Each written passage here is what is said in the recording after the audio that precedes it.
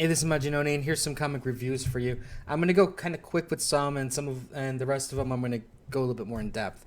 Let's go with Secret Wars number 5, number first. This is what I'll say. Overall, this has been a pretty solid series. Some of this artwork is just amazing, especially the fight scenes with the two giants. This is, in my opinion, how Secret Wars should have ended. It might be a little bit controversial at the end, but you know what? I really enjoyed it. It actually gave a definitive ending. So this for me, I'm almost tempted to trade this book. Keep in mind, it's the reason why I'm saying tempted is early on I decided I wasn't going to trade any of these battle worlds or any of these miniseries type stuff, but this actually was pretty decent, and I wouldn't mind a copy of it. A-Force. This had everything that I would want, in that you had the zombie invasion. You're seeing the heroes fighting them back. Some great fighting. And the end is just kind of like, oh, that was easy. That was quick. I'm kind of done with you. And I did not like the ending at all. This book should have. I almost think that this book really should have been maybe twice as thick, and give us a real ending, because this ending was pretty lame. Okay, SpiderGwen number 1. To me, this book is basically continuing where it left off. You know, you still have the great artwork. You have a really interesting universe. And with this issue here, what they're trying to do basically is they're giving you a little bit more detail about the way Parker, supposedly died.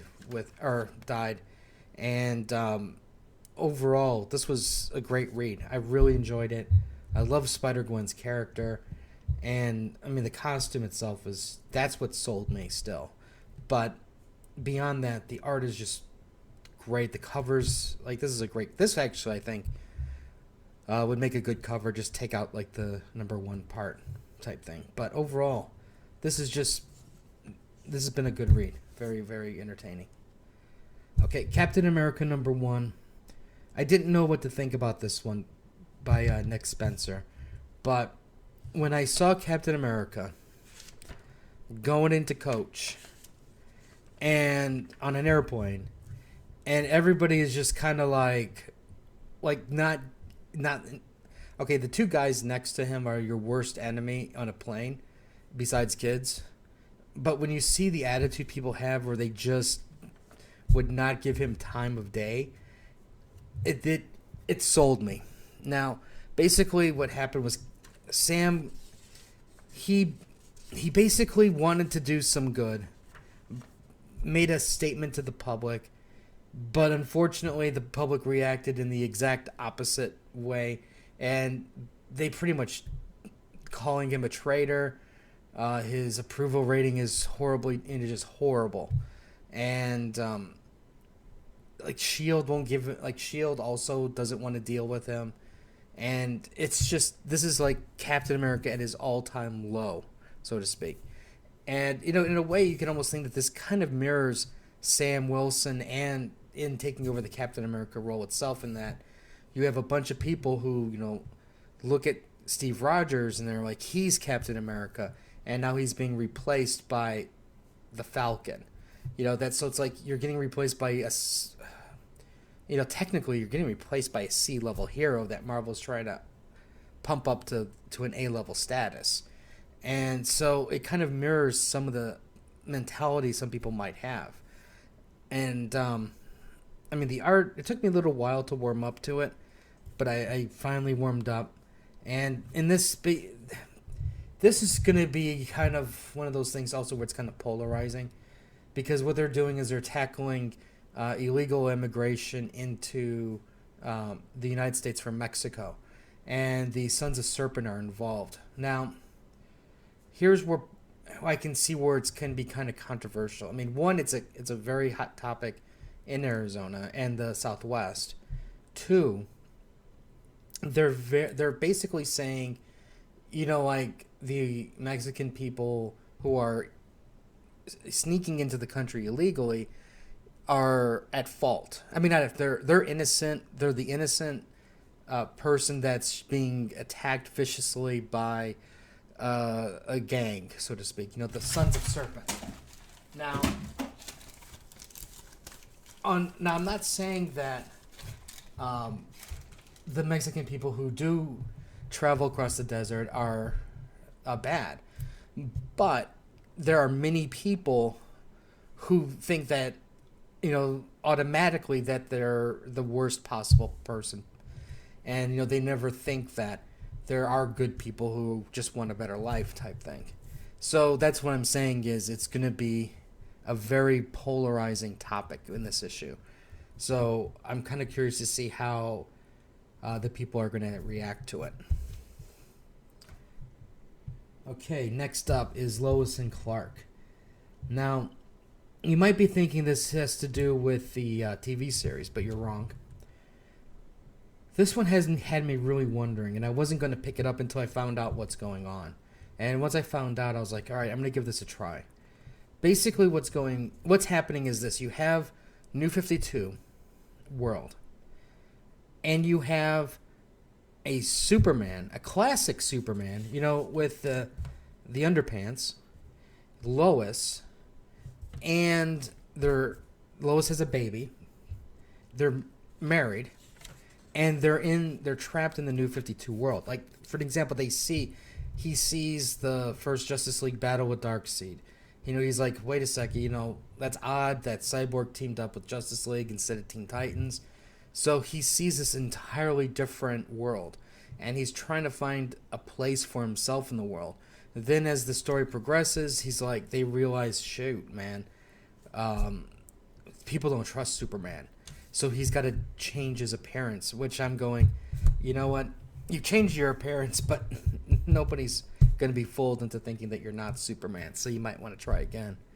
But, it was an interesting read. I thought the artwork was okay. It could have been a little better at times, but it was fine. I'm actually going to give this, I think I'm going to read a little bit more, because I want to see how they're going to progress with the story and how they're going to mingle this with the New 52. Okay, Avengers #1. This is basically Sunspot's AIM version of the Avengers. The artwork, I don't know, sometimes I like the artwork, sometimes I don't like the artwork. Like, for example, this hand looks massive over here in the shadows. It kind of looks, I don't know, it's a very unique style, and I'll just word it at that. Basically, S.H.I.E.L.D. doesn't trust AIM, and it doesn't matter that AIM is being run by a New Mutant, a superhero. It doesn't matter, I guess, well, I guess it kind of does matter that Songbird and, White Tiger and a couple of the young Avengers are there, because it's not like it's somebody that S.H.I.E.L.D. knows and trusts. So basically, Dum Dum Dugan goes over there and he's like, look, I'm not going to lie to you. I'm here to spy on you, and we're going to put a plant on your team, and that plant is Hawkeye. And, I thought that was an interesting take on it, because I'm sure everybody would automatically... Normally what would have happened is you would have had, several issues of there's a traitor in the mist type thing, but I just kind of liked how they were just upfront about it. The main villain to the story, though, is basically... Well, I won't spoil it for those of you who haven't seen some of the pictures yet, but basically it's a major villain from the aftermath of Secret Wars. So it basically is going to give you insight as to who survived, one of the people who survived is. Overall, like I said, I enjoyed it. I don't know how long I'm going to read it. Knowing me, I'll probably just stick with it regardless, but we'll see. Overall, I'm curious to see how this team is going to take shape, because this is definitely a very dysfunctional team. All right, and finally, the Uncanny Avengers. This issue here, it's basically putting to the forefront the war between the Inhumans and the X-Men. The the mist that was released from the Inhumans is basically killing off some of the mutants, and Rogue is affected by it. And so right off the bat, there's that. And there's also, where is she? She's an Inhuman. So they're not getting along very well.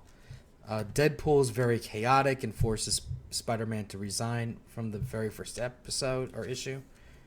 And the main villain in this book is basically a brand new character created, who's also in one of the Inhuman, going to be like an Inhuman villain type thing.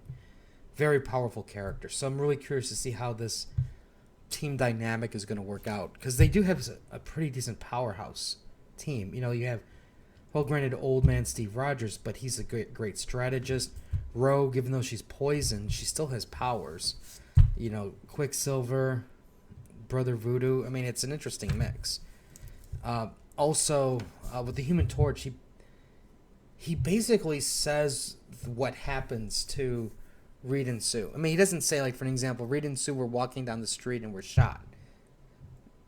But he says a key word that makes you lead to believe you know the outcome is. And if that's the case, I'm going to be really curious to see how they're going to bring the Fantastic Four back. Because you know eventually they'll do it. But I don't know, we'll see. Overall, I enjoyed it. Was a little rougher. I mean, this and New Avengers were a bit rougher for me to read compared to some of the other books. It just didn't have a good flow, but I still enjoyed it overall. They were both, like I said, this was a pretty solid, and it looks like, I think it's going to be an entertaining read. The art is a little weird. I mean, you have like regular sized bodies, but some of their limbs, like their arms and legs, are like super thin.